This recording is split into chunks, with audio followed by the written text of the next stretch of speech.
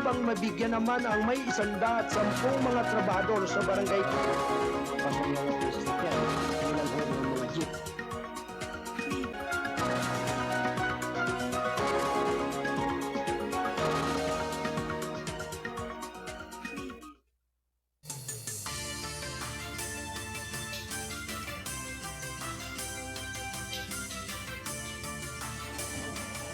Galit na ang tunang tatalakay sa mga pangyayari at naganap sa loob at labas ng ating bansa. Pag-uusapan ang anumang sabihin ito sa issue ng lipunan.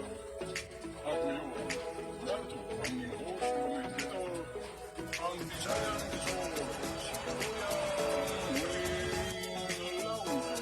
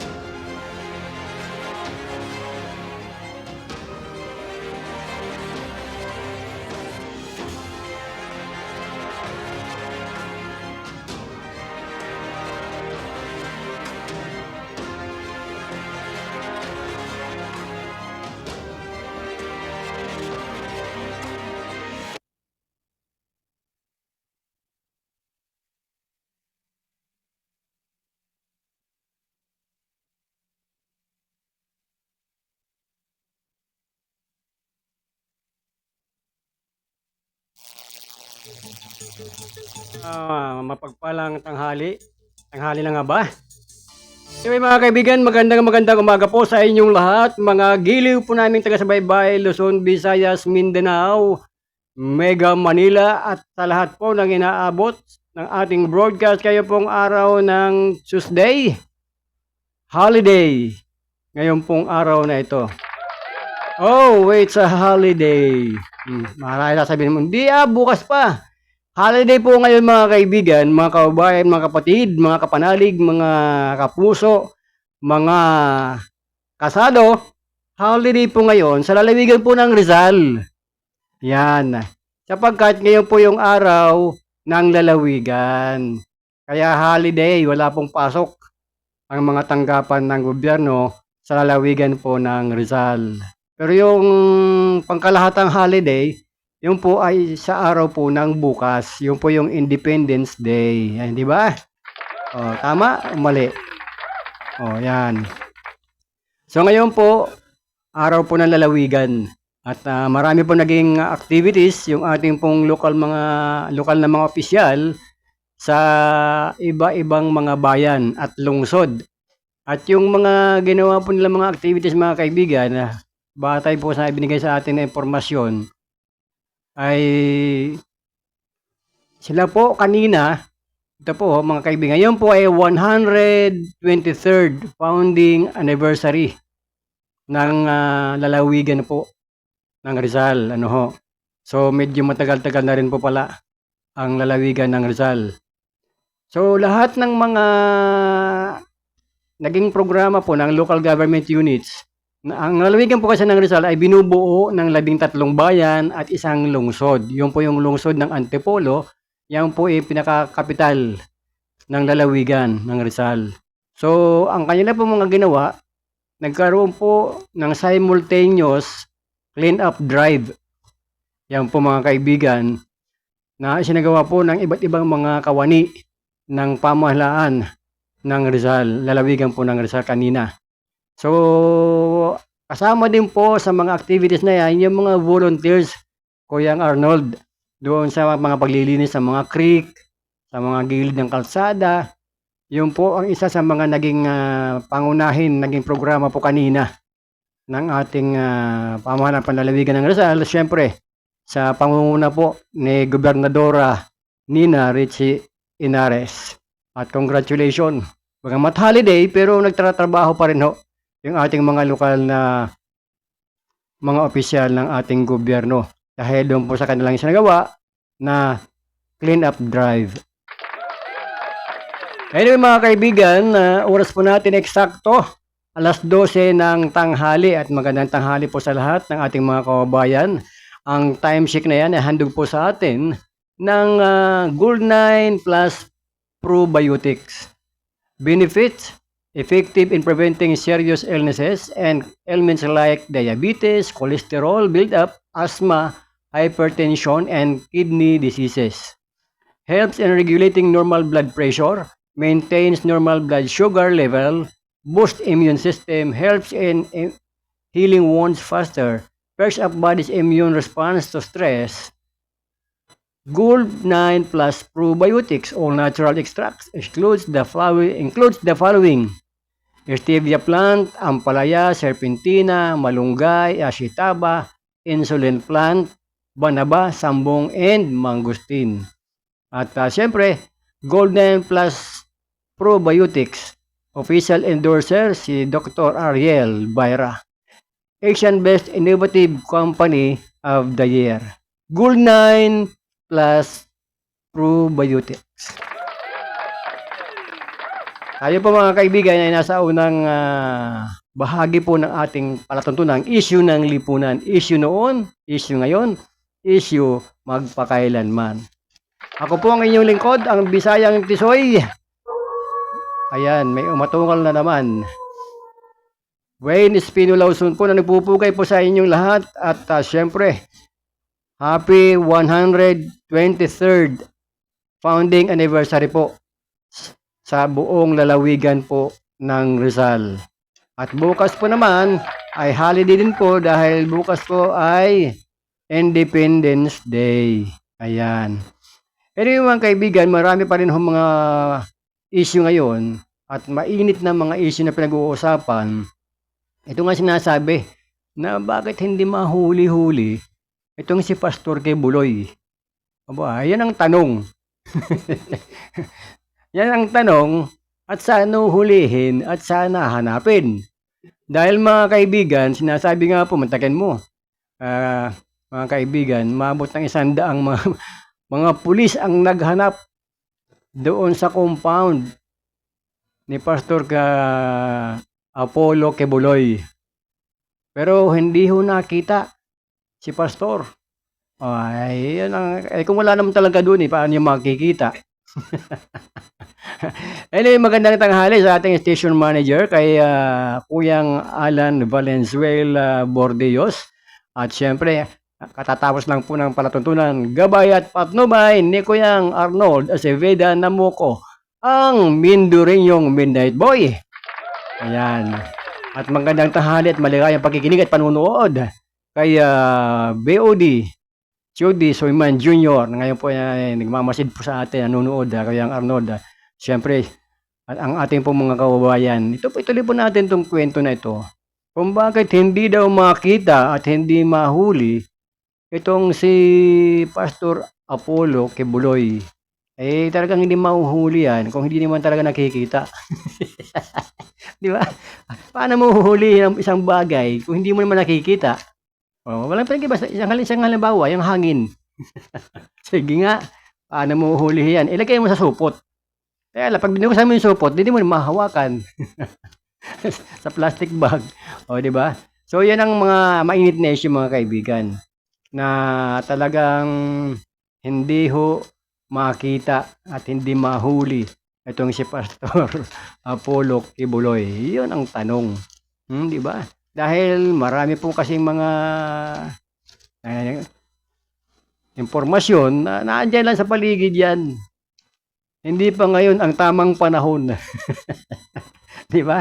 Kaya nga mga kaibigan, nauwi sa tensyon ang pagsisilbi sana ng arrest warrant ng Philippine National Police kay Apollo Kibuloy ng Kingdom of Jesus Christ matapos ayan, humarang ang mga taga-sunod nito sa Barangay Sasa, Buhangin District, Davao City nitong araw ng Lunes ng madaling araw.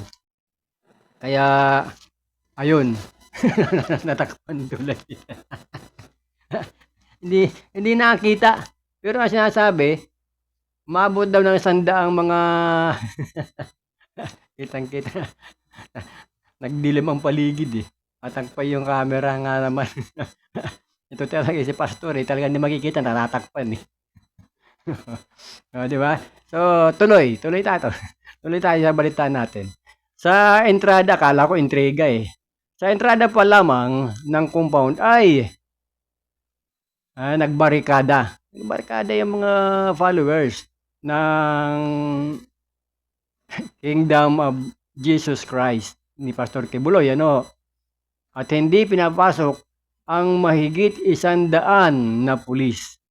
Bukod sa compound ng KJC, pinasok din ng Joint Operatives ng PNP, Criminal Investigation and Detection Group o CIDG at Special Action Force ang compound ng Glory Mountain sa Tamayong, Kalinan District at Kisan Baptismal Resort sa Island Garden City ng Samal at Kitbog Compound sa Sarangani Province.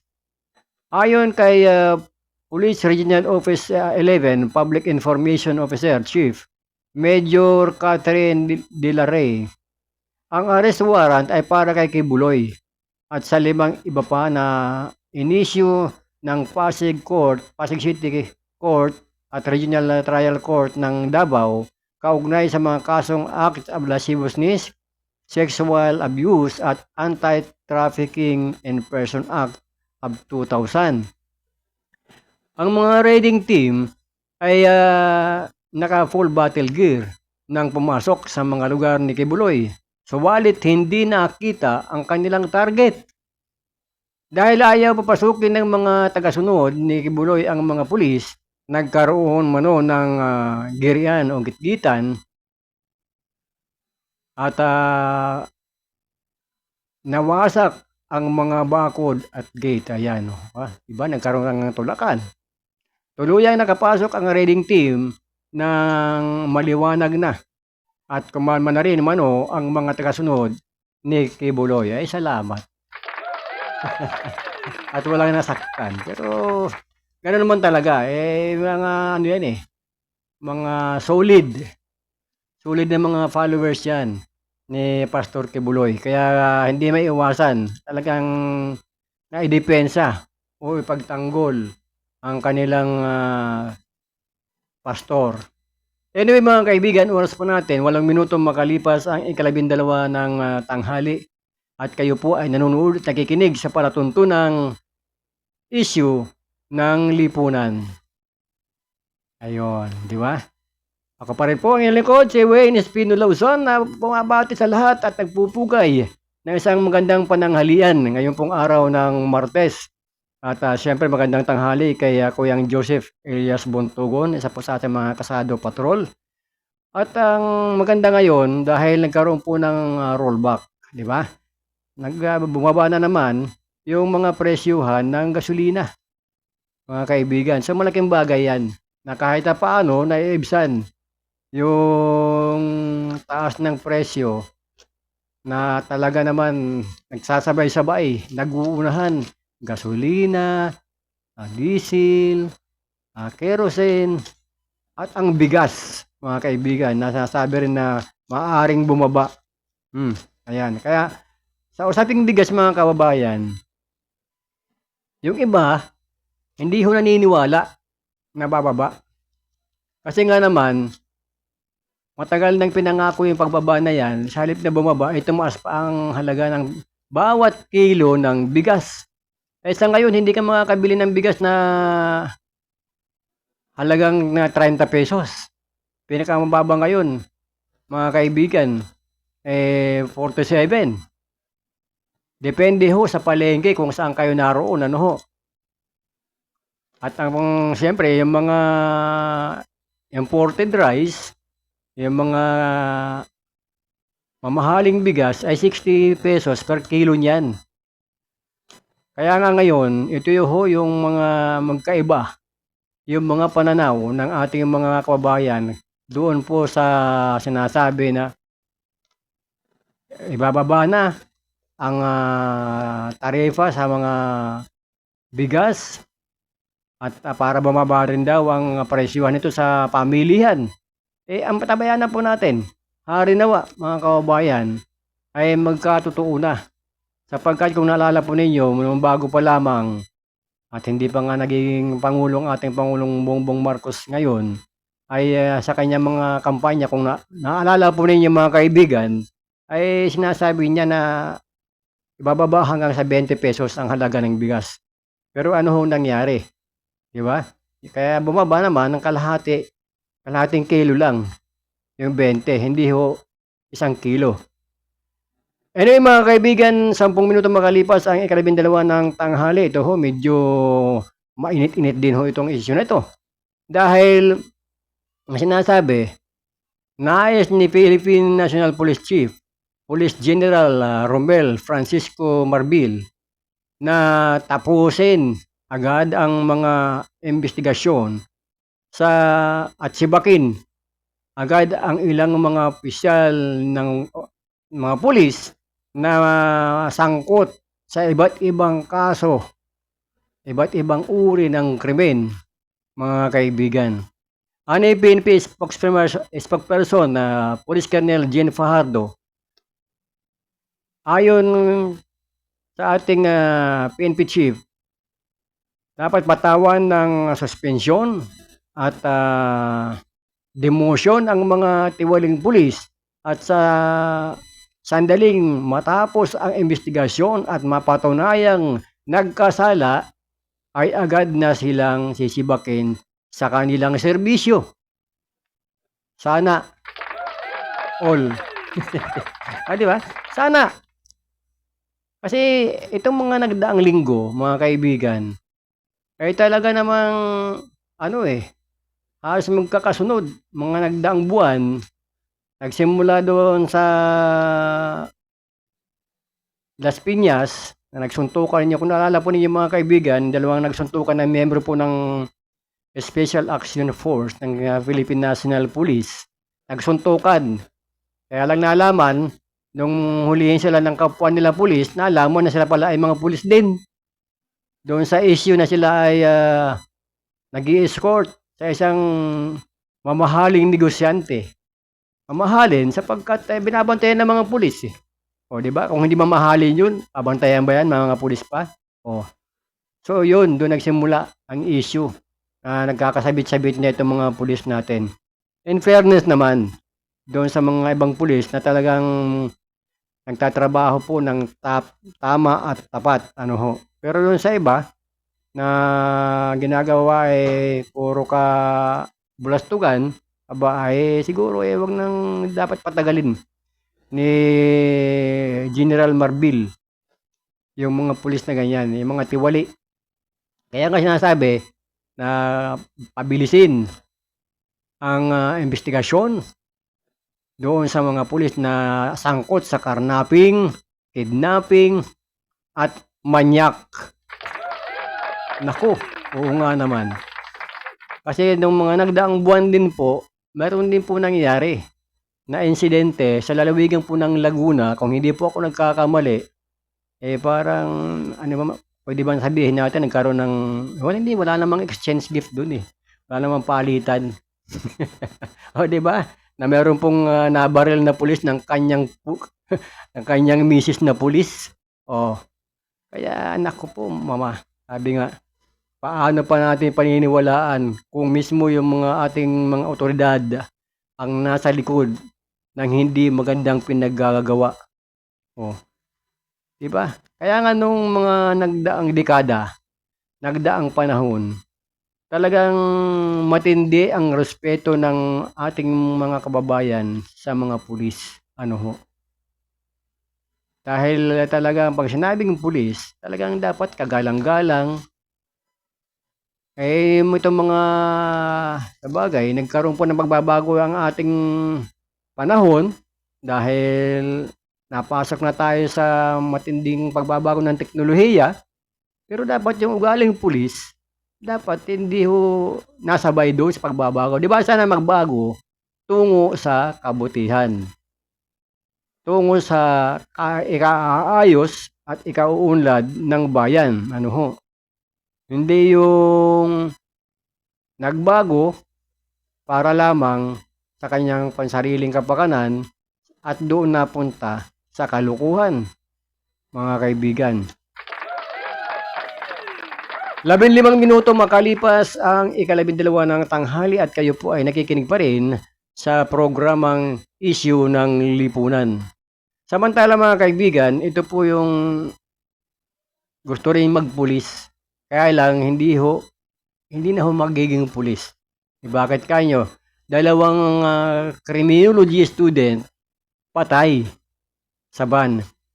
Malagim na kamatayan ang sinapit ng dalawang criminology student habang 14 na iba ang sugatan makaraang salpukin ng kanilang sinasakyang passenger van ang isang nakaparadang wing van sa barangay Talus, Malangon, Sarangani. Ito nagdaang araw. Kinilala ang mga biktima na sina Christian Mark Cordero at Alan Pentiero, kapwa estudyante ng Central Mindanao College sa Kidapawan City.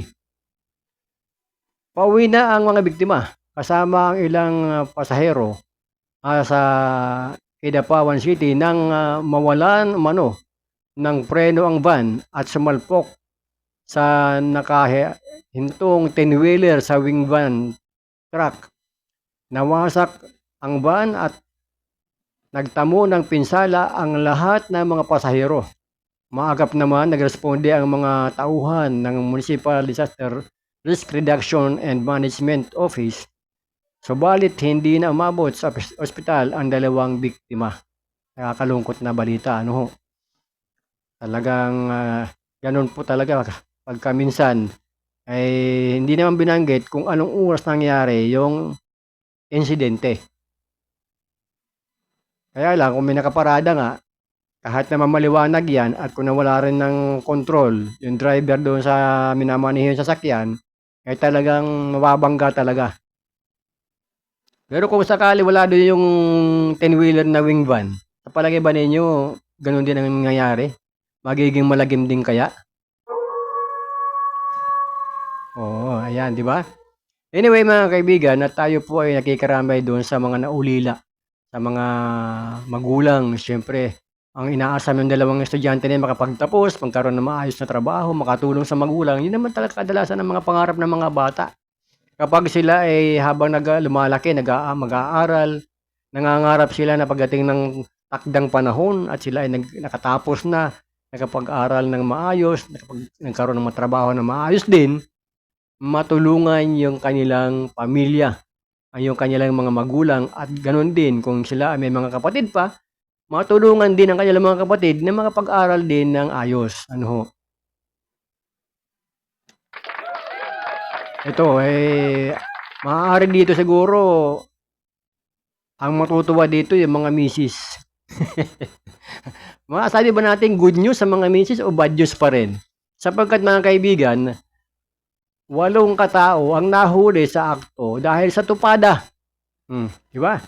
8 katao huli sa akto sa ng mga tauhan ng CDEU, Interoperatives ng Antipolo Component City Police Station ng itong magsagawa ng anti-criminality operations alas 12:30 ng tanghali sa Sitio Undoy, Phase 2, Barangay Munting Dilaw, Antipolo City. Sa lalawigan po ito ng Rizal. Nagsasagawa ng operasyon ang mga otoridad sa pangunguna ni Police Captain Ricardo Asuncion laban sa lahat ng uri ng iligal na sugal kung saan naaktuhan ang grupo ng mga kalalakihan na nagtutupada sa barangay Muntindilaw sa lungsod ng Antipolo. Arestado sina alias Ranreb, Luis, Rodolfo, Noel, Arben, Archie, Mario at Danilo. Habang nakatakas naman ang iba pa. Nakumpiska ng ang dalawang buhay na manok, panabong, dalawang tari at tayang 1,520 pesos. Nako, ayan. Ay medyo mataas-taas na po ngayon mga kaibigan yung piyansa ng illegal gambling. Alam nyo naman mga kababayan natin, wala akong magawa. Malas lang na kayo po ay natsimpuhan. Ayan. Ay, sigurado ngayon masarap na pananghalian niyang tinulang manok. Di ba, Ma'am Melens, Blanca Flor, magandang tanghali sa iyo. Kumusta, ano yung ulam po ninyo dyan? Parang naaamoy ko yung ulam eh. Parang tinulang manok na nilagyan ng papaya at hinaluan ng dahon ng sili at nilagyan din ng mga gapang sangkap. Ang sarap ng tinulang manok sa ganitong panahon na medyo makulimlim dito sa paligid natin.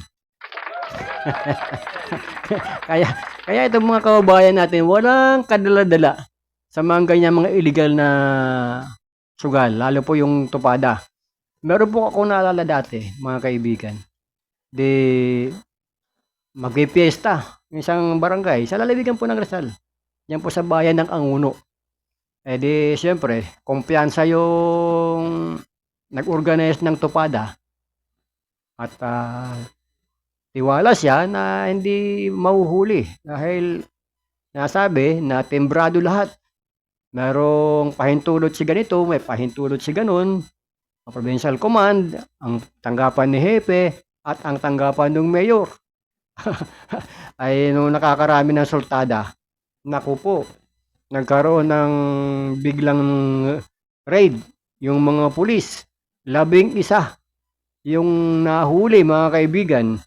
Kahit mga panahon yun, magkaano lang ang piyansahan noon? Nasa 3,000 pa lang ang bawat isa. Kaya kung 11 yung nahuli, ay malaki-laki rin po. 3,000 ang kinakailangan nilang hagilapin para sila po ay makapagpiyansa. Ayun ho. At ang malas lang, dahil yung mga nahuli na mga manok, ayun, kumpiskado rin. At hindi lang tinula yung ginawang putahe, kung hindi, mayroon pang adobo.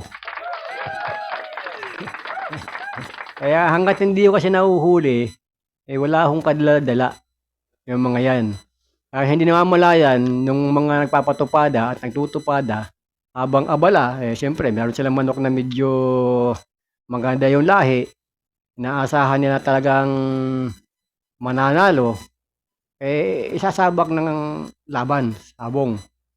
Pagkatapos walang kamalay-malay, yung kanyang kapostahan, yung pala ay operatiba na ng pulis. O, di ba? Operatiba na ng pulis ang kanyang kapostahan.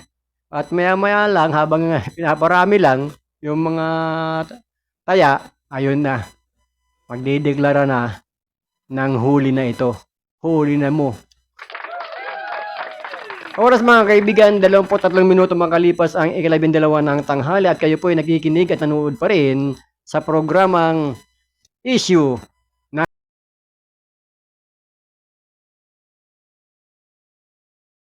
ako mga kaibigan.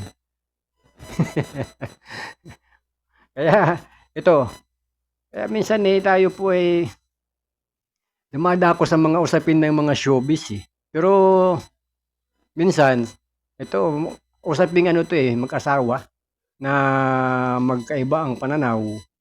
Ayan. Para nagkakaroon po tayo ng problema sa ating signal ngayong tanghaling ito. Di ba sana yung nag-ooperate dyan sa natin,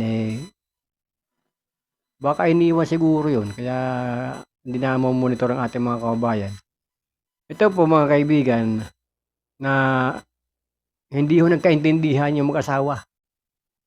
Dito, di ba kadalasan pagka pinag-usapan yung problema ng mag-asawa, kadalasan yung bugbog sarado yung babae.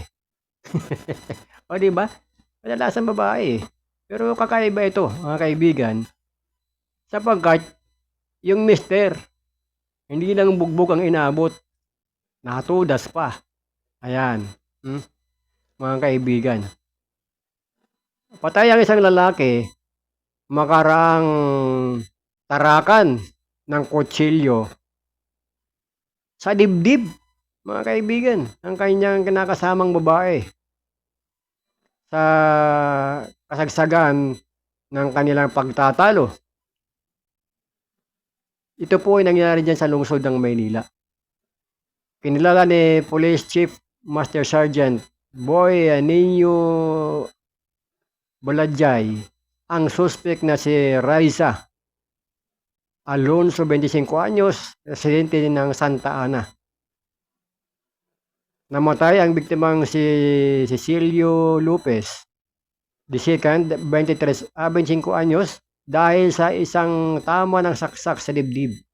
Sa investigasyon ng pulisya, alas 11:25 ng gabi, nang magkaroon ng pagtatalo ang dalawa, at sa kasagsagan ng kanilang pagtatalo, ay kumuha ang suspect ng kutsilyo at sinaksak ang biktima. Nagawa pa mano na makatakbo ng biktima, subalit ay hindi na ito nakayanan pa. Humingi ng tulong kanyang mga kaanak para madala sa Santa Ana Hospital. Ngunit namatay din alas 12:01 ng hating gabi. Naaresto naman ng mga tauhan ng Dagunoy Police Community Precinct ang suspect sa pagamutan. Ibig sabihin, yung suspect kasama rin na nagdala ng kanyang mister doon sa ospital. Kaya di siya nahuli, mga kaibigan. Kaya ito, talagang matindi ang pinag-awayan. Pero hindi ho sinabi kung ano po yung motibo. Ano ho? Wala ho sinabi kung ano po ang motibo ng kanilang pinag-awayan, ng kanilang pinagtalunan. Basta't nagtalo yung dalawa. At ito siguro dito parang ano na parang nakabawi na rin. Bakit? Dudang may lalaki.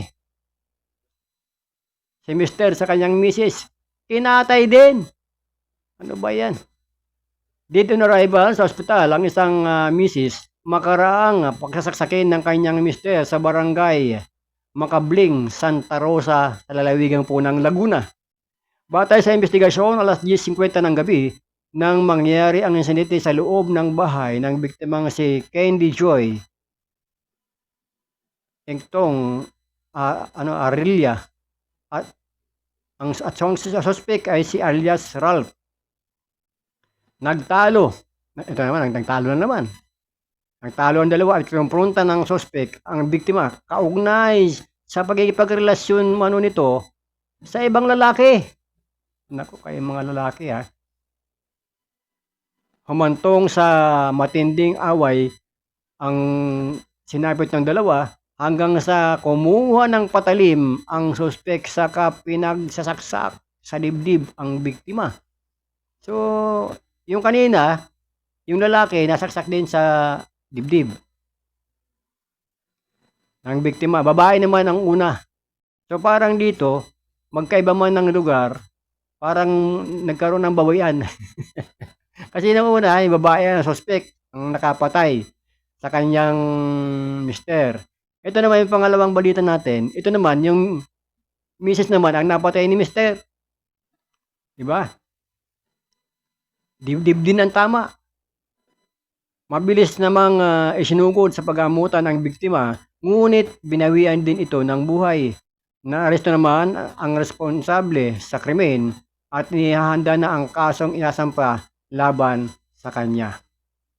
Kaya minsan talagang napakahirap po ng sitwasyon. Kadalasan yung mga pinag-aawayan ng mister at misis, pag hindi pera, pag hindi lalaki, babae. Kaya napakahirap ng mag-asawa. Di ba na lang, pakatandang binata na lang ako pagka ganyan. Wala kang pang kaaway. Di ba? Kasi napakahirap na ito, tamang duda lang ito ha. Tamang duda. na mayroong ibang lalaki, si Mrs. Ayun, nag-away, sinaksak. Ayan, happy watching at happy listening sa ating station manager kay Kuyang Alan Valenzuela Bordios. Pare, ano ba ang ulam dyan? Inulang manok ba? Diyan pala sa Antipolo, may nahuli ng mga nagtutupada. Diyan sa barangay Munting Dilaw. Ayan, Munting Dilaw. Nahuli. Ayan, siguro yung mga manok na nakumpiska ngayon, malamang kung wala namang sugat yun, siguradong adobo at tinula na inabot ng mga manok na yun. Ayan. Kaya minsan ito po yung mga problema na kadalasan nangyayari sa buhay mag-asawa o kaya magka-live-in. Kaya napakahalaga po na lagi na nag-uusap ng mahinahon, lagi pong nagkakaroon ng maayos na pag-uusap. Kasi kagaya nito, nawala pareho ng kontrol ang bawat isa. Yung dyan sa Santana, Maynila, babae po. Yung, ayun, no, hindi ba si Inday? Gahanap. Loko to si Inday, ah. Alam ko na. Kuyang Alan, ang hinahanap ni Inday, si Kudayang Dan Torbiles siguro. Kasi yun ang kakilala niya eh, si Inday. Oras mga kaibigan, 31 minuto makalipas ang ika-12 ng tanghali. At sinisikap po natin, kung makakapanayan po natin ngayon, ang punong barangay ng Mahabang Parang dyan po sa bayan po ng Anguno sa lalawigan po ng Rizal. Wala pa hong reply sa atin yung punong barangay sapagkat ngayon po ay holiday. Holiday po sa lalawigan ng Rizal, kaya maaari marami pa mga activities na ginagawa po. Ito pong ating mga lokal na opisyal ng ating pamahalaan. Ano po? Ganun pa man, patuloy ho tayo sa ating mga pagtalakay sa iba't ibang mga issue kung ano nga ba ito pong mga bagay na dapat po natin pag-usapan pa. Lalo na po ang problema natin sa ating mga mahal na bilihin. Yung mga bigas na sinasabi aabot ng malaking kabawasan kung sakali. Yan, ituloy ang pagbawas sa tarifa ng ating mga bigas. Kaya nga mga kaibigan, yung iba nating mga kababayan, kanilang naaalala na nagbawas man ng tarifa dati, yung mga agricultural products, lalo po sa mga karne, na sinasabi, nagbawas na. Pero napakamahal pa rin ho mga kaibigan, nung karne, ng baboy, ng manok, at iba pa mga livestock, mga poultry products. At ngayon, mainit din pinag-uusapan, itong sinasabi na magkakaroon po ng pagbaba ng presyo ng bigas. Kaya nga lamang, dyan sa kung sakali, may sakatuparan yan, kinakailangan din po maglaan ng malaking halaga ng pondo ang ating gobyerno. Bakit kanyo? Siyempre, mawawala nga naman yung papasok sa kabambayan ng gobyerno dahil doon sa mga importer na kanila binabayaran. Ay, di ba sana yung mga importer na yan, kung magdideklara din ng tama at ng ayos, paano pagka hindi? Nakabili sila mas mababang presyo ng bigas, mga kaibigan, doon sa ibang bansa, at babawasan pa ng tarifa pagdating sa atin dito, ay doble kita yung mga negosyante. O, di ba? Pero ganun pa rin ang presyo na ibebenta sa mga pamilihan. Si Juan Pasan de la Cruz na naman ang problema dyan, mga kaibigan. Paano? Kasi ngayon, sabi ko nga po sa inyo, pinakamababang bigas ngayon na nakikita ko sa mga palengke, 47 per kilo. Pagkatingnan mo yung butil ng bigas, ay halos pantay yung butil na buo doon sa kalahati o mas higit pang durog na bigas. Mas marami pa yung minsan durog kaysa doon sa buo na butil ng bigas. Sa ganun, nasa 40 mahigit, 40 pesos mahigit pa ho ang bawat kilo, mga kaibigan. Kaya ito po isa sa mga problema malaki ng ating mga kababayan.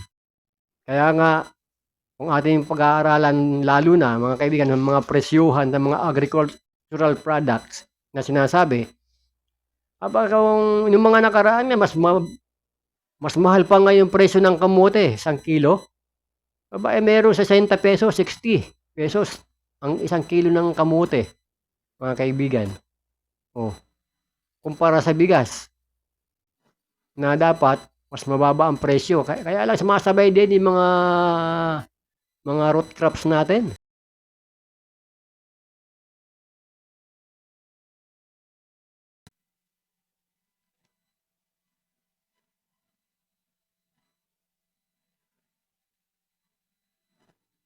Ayan, sige, baka to normal tayo.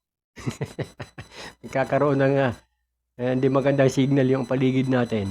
Baka to normal tayo mga kaibigan. Yan ang pag-uusapan po natin dahil maganda yung layunin ng gobyerno na magbawas ng tarifa sa mga maangkat ng bigas para daw pagka bumaha ang imported rice, mas bababa ang presyo sa pamilihan.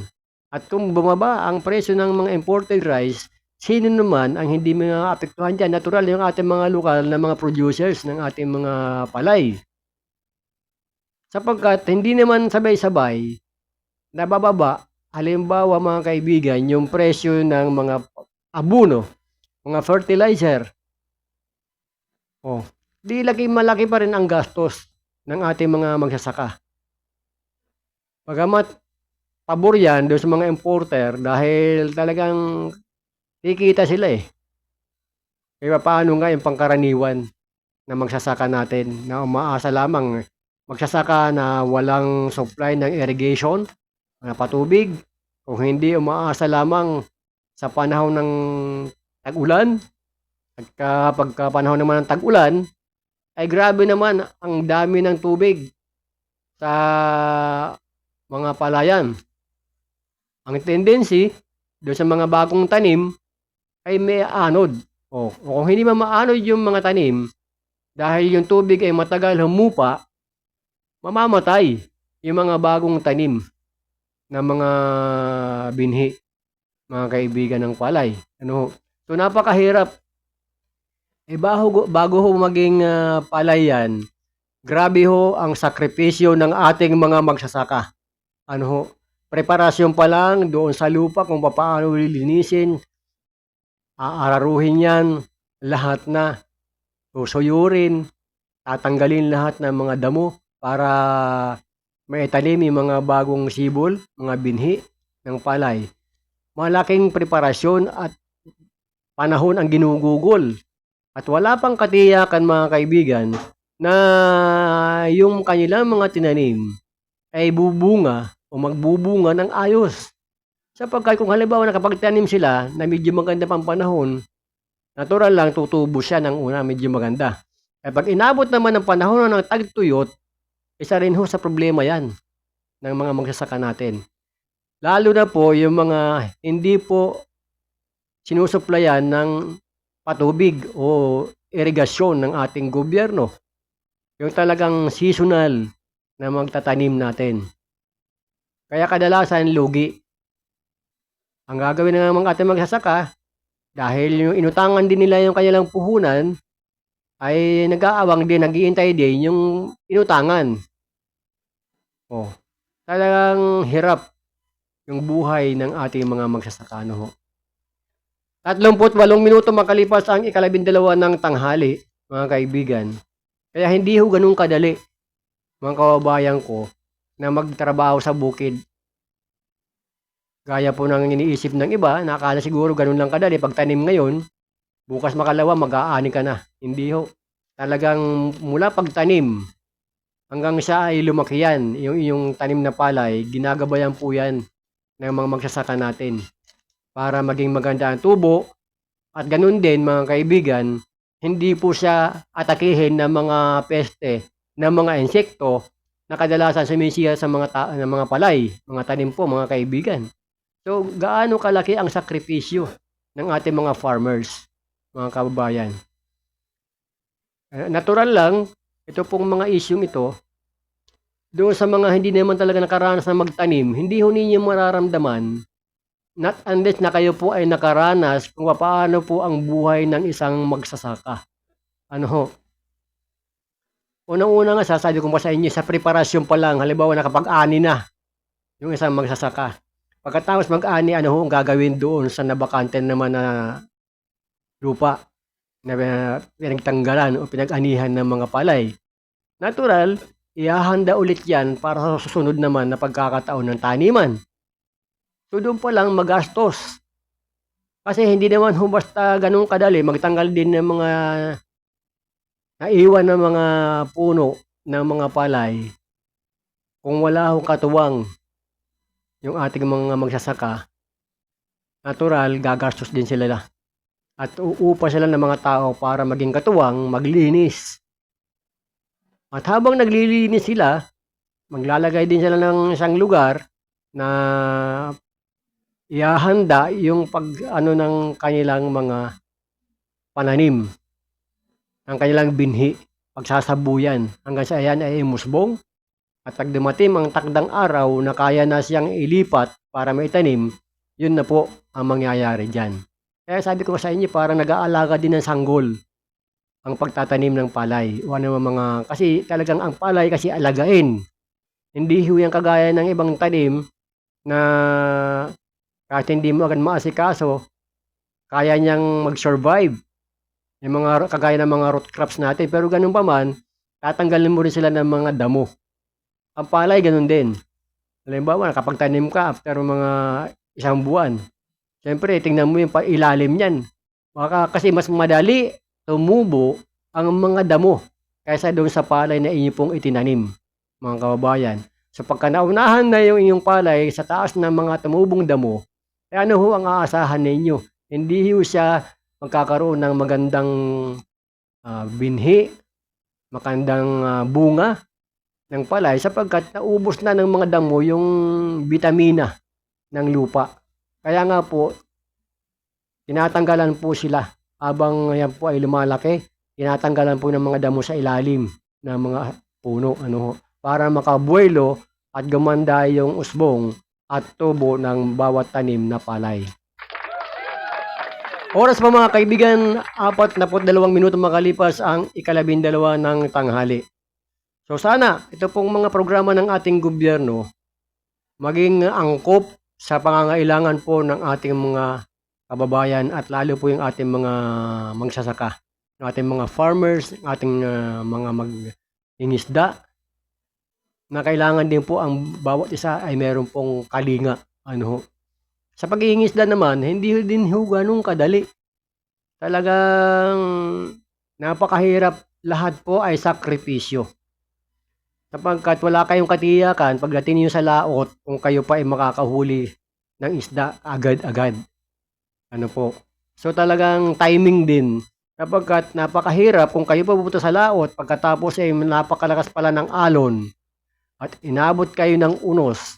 Yung malakas na alon, mayroon pang hangin at may ulan, nako. Diba? So panganib din. Sakripisyo sa bawat paghahanap buhay, mga kaibigan. Ito pong mga bagay na ito na mga kababayan natin, sapagkat sila po ang malaking ambag sa bawat mamamayang Pilipino sa ating mga hapagkainan. Yung ating mga magsasaka, yung ating mga mangingisda, di ba? Kung wala sila, eh saan tayo makakabili ng pagkain? Kung wala yung mga mangingisda natin, paano tayo makakain ng isda? Hindi po ba? So ito po yung mga programa na kinakailangan po na susuportahan ng ayos ng ating pamahalaan. Ano po mga kaibigan? Bagamat marami pong sektor ng ating lipunan din, nangangailangan pa rin ho ng suporta, pagkalinga, suportang finansyal lalo na. Mga kababayan ko, sapagkat hindi ho ganun kadali makapagpundar, lalo po yung mga mangingisda natin, na makabili ka kaagad ng bangkang sarili mong bangka. Malaking halaga po ang kakailanganin. Ano po? So, bawat issue po na ating binibigyan pansin, yung ating mga magsasaka, yung ating mga mangingisda, lahat po yan nangangailangan ng suportang finansyal. Ano po? Kaya ngayong ating mga magsasaka, kung pag-aaralan po natin at titingnan po yung sitwasyon, ilan? Meron ba kayong nabalitaan na simple magsasaka yumaman? Di ba? Wala. Di ba? Ang kadalasan yung yumayaman dyan, yung mga asyendero. Sila po yung may-ari ng mga malalawak na lupain. At yung ating mga babae na magsasaka, talagang hanggang pagsasaka lang sila, pagtatanim. Lalo na po yung parang nagiging bantay sa mga lupain ng mga asyendero. Pero katotohanan, sila ang mas malaki ang sakripisyo. Anyway mga kaibigan, magandang tanghali po. Kay Kuyang Rinaldo Sula, yan, siya po ay nakikinig ngayon, nanonood. Likewise, yan po, kay Chaplain Berry at sa Divine Council na ngayon po ay nanonood po sa programang Issue ng Lipunan. Masarap po na pananghalian po sa inyong lahat dyan. At isa po sa mga mainit po ng issue, ito pong sinasabi na diborsyo sa Pilipinas. Matagal na pong usapin ito eh. Matagal na pong pinag-uusapan. Kasi kagaya niyan, nabanggit ko po sa inyo kanina mga kaibigan na mga issue at dalawang mag-asawa o sabihin na natin mag-live-in partner humantong sa patayan. Diba? Humantong sa patayan. Kaya nga, mainit ang usapin na sinasabi nga ngayon na may kanya-kanyang paninindigan, pananaw yung ating mga naandyan sa Senado at maging sa Kongreso na bagamat sinasabi ito ay naipasa na, pero hindi pa ho pinal. Ayon sa 2024 survey ng Social Weather Station, SWS, kalahati ng mga Pilipino ang pumapabor sa diborsyo bilang opsyon sa mag-asawa na hindi na po nagkakaintindihan mga kaibigan.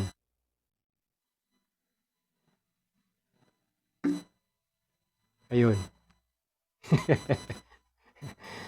Kasi nga, kinakailangan talaga magkaroon ng laya, ng ayos. Kung ano ba talaga yung kahihinatnan. Dahil hindi lahat ng mga mag-asawang legal, ay minsan hindi na ho nagkakaintindihan. Hindi na ho masaya sa kanilang pagsasama sa isang tahanan. Minsan mag-asawa na lang sa turingan, pero pagdating sa bahay, wala na hong kibuan, nagkakanya-kanya na sila, at ang kanilang tinitingnan na lang yung kanilang mga anak. Ay napakahirap ho ng ganung sitwasyon. Ano ho mga kaibigan? Na magkasama kayo sa isang bubong, pagdating ni Mister, kaya pagdating ni Mrs., parang wala lang. Walang kibuan yung dalawa. Ang mga kakausapin lang yung mga anak, o kaya yung kasambahay. Kasambahay. Kakausapin ni Mister. Ano mga kaibigan, oras po? 12 minuto bago sumapit po ang ika-1 ng hapon at kayo po ay nakikinig at nanonood pa rin sa programang Issue ng Lipunan. Ako pa rin po ang iyong lingkod, si Wayne Espino Lauzon na bumabati po sa lahat ng mga nagdiriwang kanilang kaarawan ngayon pong araw ng Martes, ika-11 sa buwan ng Hunyo, taong 2024. Ayan, magkasunod po kasi yung holiday eh. Sa lalawigan ng Rizal, ngayon po ang holiday. Araw po ng lalawigan, ika-123 paggunita sa pagkakatatag po ng lalawigan ng Rizal. At bukas po naman, yung pangkalahatan po nating holiday, yun po yung Independence Day. Yan. Yan po ay buong bansa ang wala pong pasok. Isa rin ho mga kaibigan na mainit na usapin. Ito pong problema rin sa mga pasahod. Asweldo talaga. Yan din po ang mga kadalasan hinihingi ng mga kawani, pribado man at maging sa gobyerno ho mga kaibigan. Yung tamang pasahod. Maging sa guro na sinasabi nga rin natin na sila po yung ating ikalawang magulang. Yung mga guro na buwis buhay din. Lalo na po pag tuwing araw ng eleksyon. Tuwing araw ng eleksyon mga kababayan talagang kung nakasalang dyan, yung panganib ay ang mga guro. Kaya naman nanganganib ang buhay ng mga guro natin dahil din po doon sa mga politiko. Mga politiko na hindi hindi kontento. Halimbawa, hindi mapalagay doon sa resulta ng halalan o magiging resulta ng halalan kung sakali. Kaya ang nasa bingit ng alanganin, ito pong ating mga guro. Sapagkat sila po yung mga canvassers natin doon sa bilangan, sa mga persento. Kaya mga kaibigan, sinasabi po ng Commission on Election na sinusulong ng COMELEC na madagdagan ang honorarya na ipagkakaloob sa mga teacher na magsisilbing bilang mga miyembro ng Electoral Board at support staff para sa 2025 national and local election. So, halos wala na po. Isang taon mga kaibigan, ay magkakaroon naman tayo ng eleksyon. Ito po yung midterm election sapagkat kaya midterm, ang kalahati po dyan na kandidato ay senador. 12 senador po ang kakandidato sa next year. Sa 2025 election, Kaya may national. Ito ay bunsod na rin mga kaibigan ng pagdaragdag sa trabaho ng mga guro dahil sa karagdagan ding full hours. Ay depende ho kasi may mga lugar na minsan madali lang matapos yung bilangan. Pero meron naman mga lugar na inaabot na po ng halos 2 araw, hindi pa yan tapos yung bilangan. Kaya yung mga guro napipilitan talaga sa mag-overtime. Kasi sinasabi nga po na bunsod na rin naman ng pagdaragdag sa trabaho ng mga guro dahil sa karagdagan na full hours. Isinusulong sa kanilang budget na magkaroon ng dagdag honorarya ang lahat ng mga teacher bagamat hindi pa tinukoy ang eksaktong halaga nito. Paliwanag ng ahensya, wala namang tax exemption ang teacher at dadagdagan pa ang kanilang trabaho sa halalan kaya't marapat lamang na madagdagan din ang kanilang matatanggap na bayad. Una nang sinabi ng COMELEC na plano nilang magpatupad ng early voting hours para sa vulnerable voters sa 2025 national and local election. Kung saan ang mga persons with disabilities o PWDs, mga kaibigan, senior citizens at mga buntis ay papayagang makaboto mula alas 5 ng madaling araw hanggang alas 7 ng umaga. So ito po ay panukala ng COMELEC na mas maaga makaboto yung mga PWDs, yung mga senior citizens, yung mga buntis at hindi po makakapagsiksikan doon po sa pila. At napagalaman din sa time and motions studies ng COMELEC na magkakaroon ng karagdagang 5 hanggang 6 na oras sa post-processing ng mga balota na nangangahulugan din ng dagdag trabaho sa mga teacher. Nabatid na sa huling automated election, ang mga miyembro ng Electoral Board ay tumanggap ng 9,000 honorarium habang 8,000 naman sa mga support staff. Maasang na may pagkakaloob ng maayos na kompensasyon sa mga guro sa kanilang pagsisilbi sa darating na eleksyon. Batid naman natin na hindi biro mga kaibigan ang kanilang trabaho, talagang buwis buhay, lalo na sa mga lugar na lantad ng karahasan. O diba? Yung mga lugar na lantad sa karahasan, talagang napakahirap.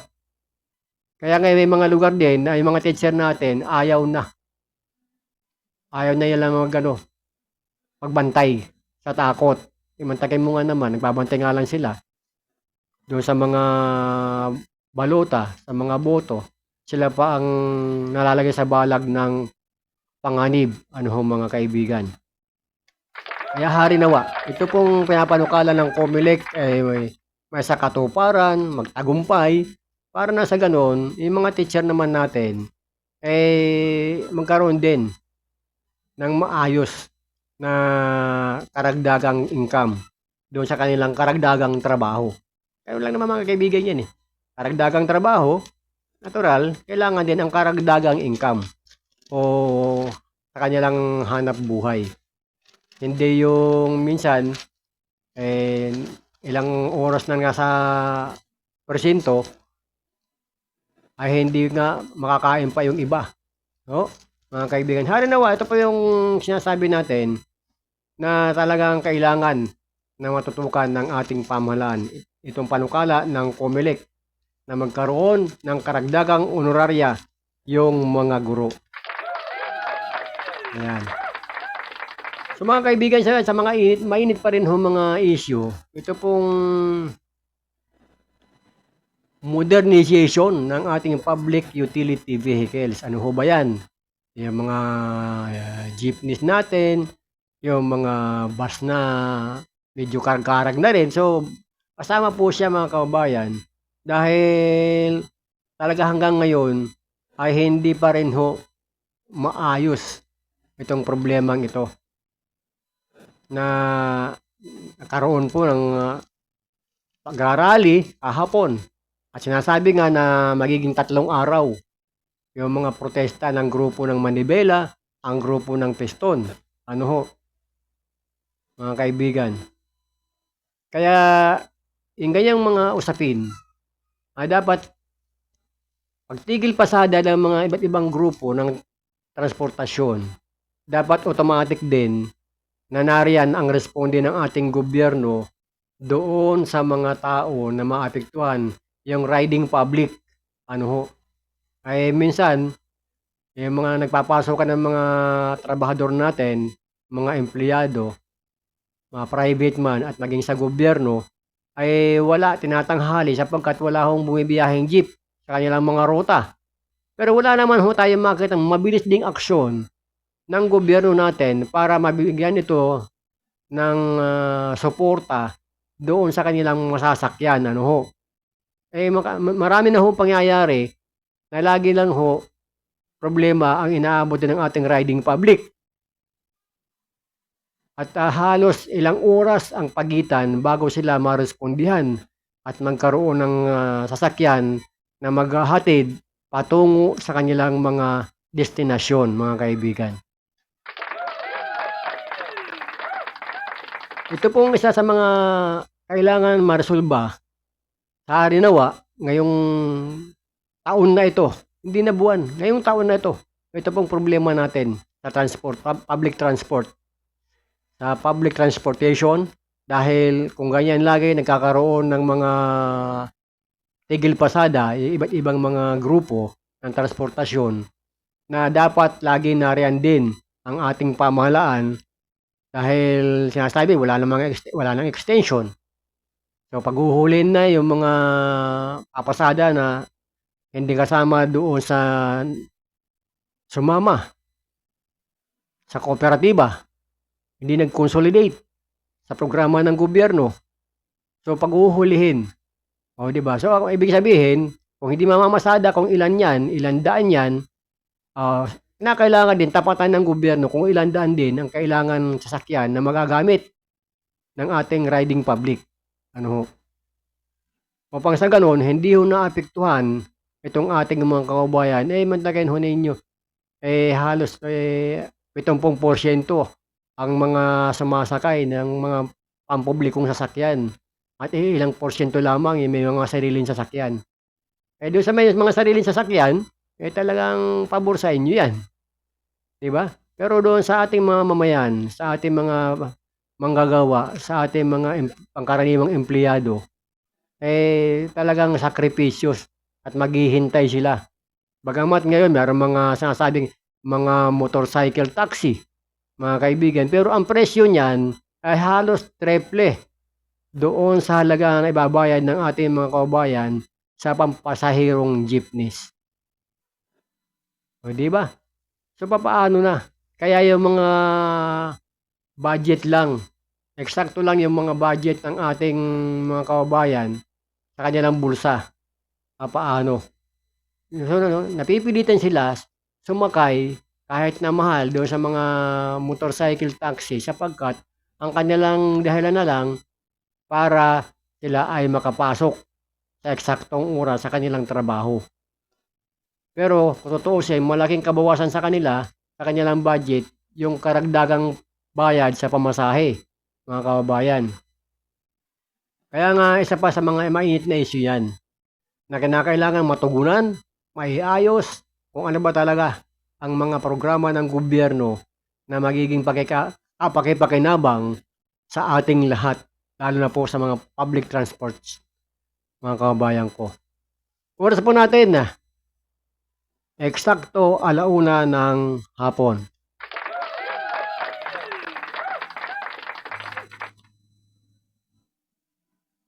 Kayo po ay nakikinig at nanonood pa rin sa programang Issue ng Lipunan. Issue noon, issue ngayon, issue magpakailanman. Ayan. Wala, hindi natin makakadaw pampalad yung mga kaugnayan yung nagdilim pala doon sa kabila. Ayun. Okay. Wala na pala siya sa kabila. Hindi ko natin makakadabang palad yung barangay kapitan ng barangay Mahabang Parang dyan po sa Anguno, Rizal. Dahil batid naman natin ngayon ay holiday at marami po sila naging activities kanina, kaya abala. Ito pong si Barangay Captain Jojo Villangka, mga kaibigan.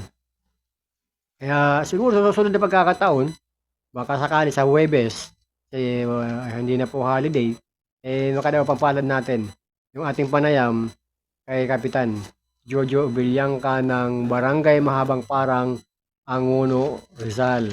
At binabati po natin ang tanggapan diyan ni Mayor May Calderon at likewise kay Vice Mayor Jerry Calderon ng Anguno, Rizal. Yung bayan po na kilala bilang Art Capital of the Philippines.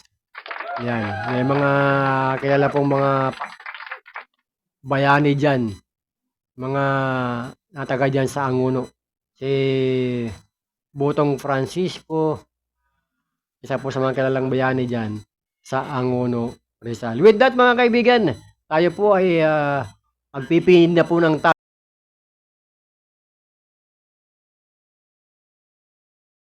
Kuyang Alan Valenzuela Bordillos